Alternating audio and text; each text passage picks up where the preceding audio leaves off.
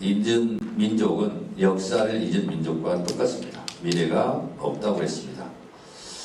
저는 충남 금산에서 10남매 중에 10번째 막내로 태어났고 저희 어머니는 전라북도 완주군 운주면 상풍리 광두소 마을에서 태어났습니다.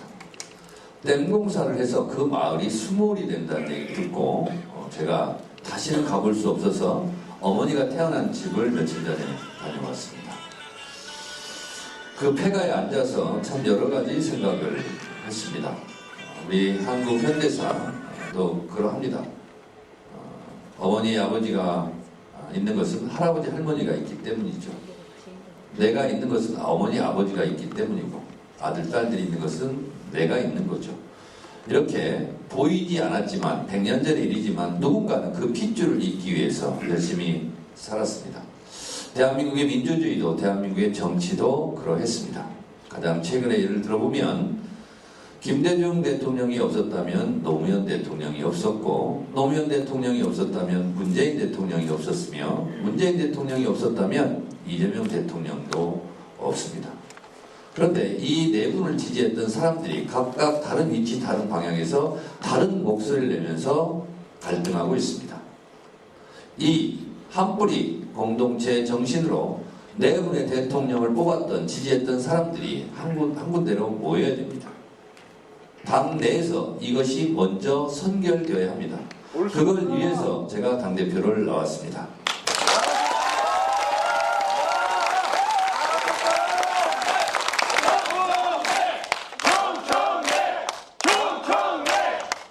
당 밖으로는 통합과 연대를 해야 합니다. 이번 6.3 지방선거에서 연대한 울산시장은 이겼고 분열한 평택선거는 졌습니다. 통합할 곳은 통합하고 연대할 곳은 연대해야 합니다. 통합한다는 것은 커진다는 뜻입니다. 연대한다는 것은 강해진다는 뜻입니다. 통합과 연대는 승리의 가능성, 승리의 확률을 높입니다. 그것을 해야 합니다. 당 안에서는 내분 대통령 지지했던 사람들 다 모여라. 사통 통합해야 되고 당 밖으로는 통합과 연대를 해야 합니다. 그래야 총선에서 승리하고 대선에서 승리합니다. 그래야 제5기 민주정부를 이어갈 수 있습니다. 더불어민주당은 여당일 때나 야당일 때나 개혁이 정체성입니다. 개혁은 자전거 페달과 같아서 페달을 밟다가 페달을 멈추면 자전거가 쓰러집니다. 앞으로 나아갈 수 없습니다. 개혁도 마찬가지입니다. 어제의 개혁은 어제 해야 되고 오늘의 개혁은 오늘 해야 됩니다. 오늘의 개혁을 다 했다 하여 내일 개혁을 멈추면 그대로 쓰러집니다. 따라서 개혁은 매일같이 매년 밀물처럼 밀려오는 과제입니다. 그도 그럴 것이 개혁은 어려운 말이 아닙니다. 잘못된 것을 고치자, 안 맞는 것을 고치자는 뜻입니다. 시간이 흐를수록 여름옷을 입다가 겨울이 오면 겨울옷을 바꿔 입어야 하는 것처럼 겨울옷을 입다가 다시 봄이 오면 봄옷을 입어야 되는 것처럼 개혁의 과제는 끊임없이 밀려옵니다.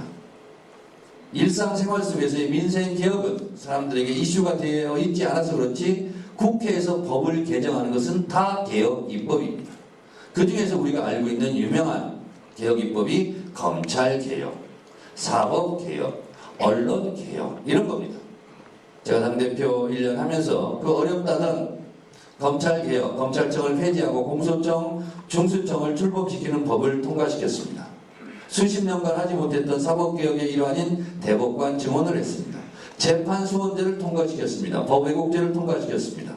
언론개혁의 일환이었던 정보통신망법을 최민희 의원이 주도적으로 역할해서 통과시켰습니다. 상법도 개정했습니다. 여러분, 그리고 민주당 창당 이래 수건사업이었던 당원 주권시대 당원 주권정당, 당원이 주인인 정당 1인 1표의 시대도 당대표인 제 임기 중에 당원들과 함께 힘을 합쳐서 이룩했습니다. 여러분들은 1인 1표를 이제 행사하게 됩니다. 자랑스럽지 않습니까? 김대중 대통령님, 노무현 대통령님이 정청래 대통령님이 될 겁니다. 저 말씀이 안 들은 걸로 하겠습니다. 중간에 끼어들지 마세요. 꽃이 진 다음에 우리는 봄이 왔음을 알았다는 말이 있습니다. 노무현 대통령이 돌아가신 이후에 노무현의 가치를 알게 되었습니다. 우리는 문재인 정부 때 방역선진국, 문화 강국의 꿈이 이루어졌을 때 김대중의 통찰력과 해안을 알게 되었습니다. 김대중 대통령께서 집권하자마자 이 인터넷망을 깔기 시작했습니다. 사람들은 반대했습니다. 그리고 주 5일제를 실현했습니다. 그 인터넷 때문에 우리는 코로나19가 왔을 때 코로나 바이러스 감염 경로 추적 능력을 보여주었습니다. 그게 바로 QR코드로 분리하고 격리하는 거였습니다. 대한민국이 1등이었습니다. 그래서 방역 선진국이 될 수 있었고 지금 BTS 문화 강국이 대한민국이 되었습니다. 그것은 김대중 대통령께서 집권하자마자 문화예술 정책의 대전환, 지원을 하되 간섭을 하지 말라는 그 정책의 전환으로 오늘날 문화강국이 될 수 있었습니다. 한류란 말은 김대중 대통령 초대 문화부 장관 김한길 장관이 지은 말입니다.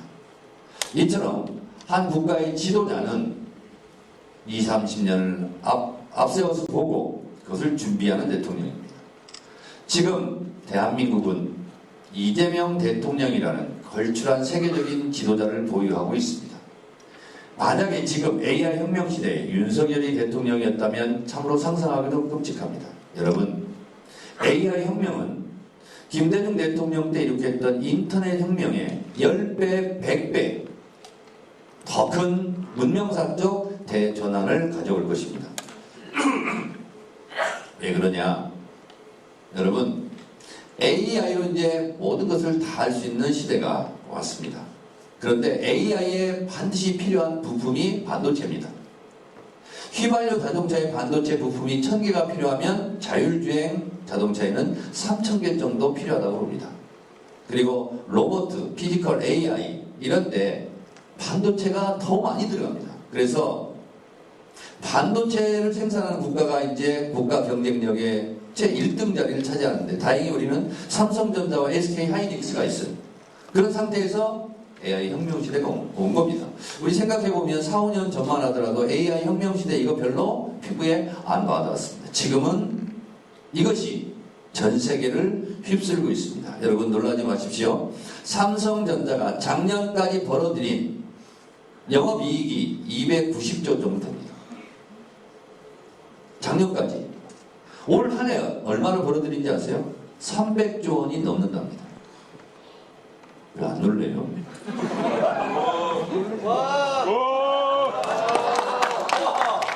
안 놀라는 것에 대해서 안 놀라는 것을 보니까 진짜 놀랍네요. 근데 내년에는 500조가 될지 600조가 될지 모른답니다. 좋아요. 내년이 국가 예산이 800조 정도 되는데요. 세금이요 800조 고치면 되잖아요. 근데 900조가 고쳐요. 1000조가 고쳐요. 1100조가 고쳐요. 아니 국가 예산을 책정했는데 세금이 더 많이 들어옵니다. 100조, 200조. 그럼 대한민국이 앞으로 어떻게 바뀌냐? 여러분, 우리 1년에 애 30만 명 낳습니다. 근데 1억을 줘요. 그냥 나면. 그러면 30조입니다. 대학생, 지금 우리 대학생 있잖아요. 등록금 국가에 다 대줍니다. 10조밖에 안 돼요. 그럼 40조. 60조가 남잖아요. 이거 어디다 쓸까요?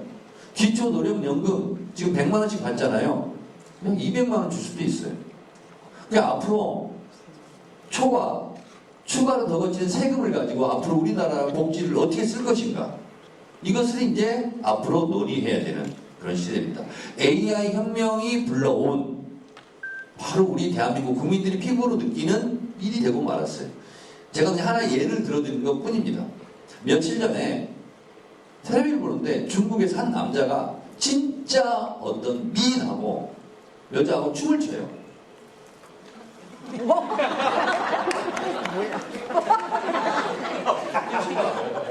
이야 진짜 미인이다 생각했는데 그 여성은 사람이 아니었습니다. 로봇이었습니다. 그런데 똑같습니다. 사람하고 머리 막 이렇게 춤추면서 바람 날리고 눈 깜빡이고 피부 이렇게 저 사람이 아니라고 상상을 못합니다. 그렇게 발전하고 있습니다. 앞으로 최민희 의원이 지금 앉아있잖아요. 다리 꼬고 최민희가 아닐 수 있습니다. 엄청난 문명사적 대변환이 오고 있습니다. 이런 것을 준비해야 합니다. 그러려면 이재명 정부에 이어서 이재명 시즌2 정부가 와야 됩니다. 안 그러면 대한민국 자체가 미래가 없고 불행한 겁니다. 그러려면 반드시 이재명 정부를 성공시키고 총선 승리, 대선 승리를 해야 됩니다. 이걸 하려면 누가 하느냐? 그래도 컷오프되고 공천 탈락에서도 당을 떠나지 않고, 그리고 네 분 대통령을 존경하고 사랑하고, 그리고 민주당 깃발을 항상 들고 있었고, 그리고 민주당 정체성에 맞고, 그리고 가장 개혁적이라고 자부하고 있는 더불어민주당 다음 당대표는 정청래라고 정청래가 생각합니다.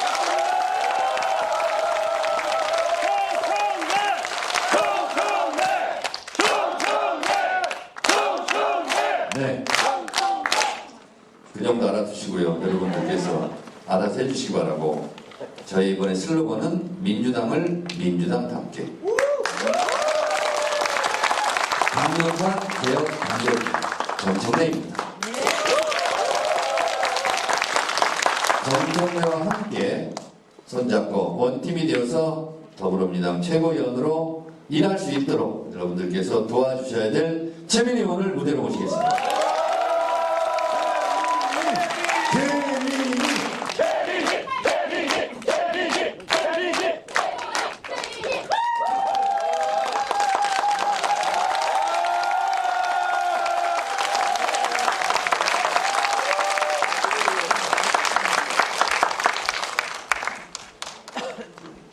오세요. 네. 5분에서 10분 정도 얘기하세요.